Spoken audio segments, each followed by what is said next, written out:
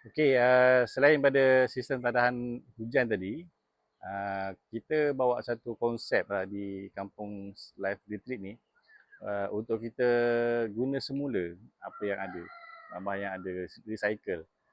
Jadi ini salah satu lagi idea selain pada tadahan hujan, setiap rumah mesti ada aircon, betul tak? Kan? Jadi aircon ni, asalnya bila kita minta lah, dia punya overflow ni untuk dibiarkan tergantung begini, kontraktor aircon pun pelik kan, kenapa?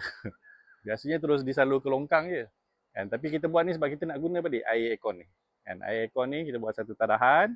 Okey, untuk apa? Dekat kawasan sekitar dekat-dekat kat sini kita ada tanaman-tanaman bunga dan sebagainya, kita just boleh gunakan air ni.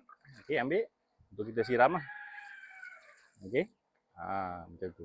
Jadi boleh juga guna ni kalau kata nak basuh kaki lima ni kan, kadang-kadang ada tai-tai burung dan sebagainya. Okey, kita gunakan air ni lah. Okey.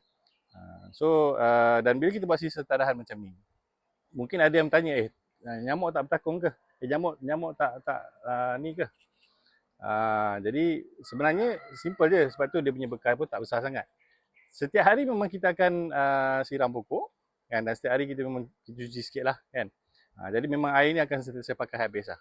Dan in case lah kalau kata kita takut juga pembiakan nyamuk dan sebagainya, so kita boleh guna ubat jentik-jentik ni lah kan.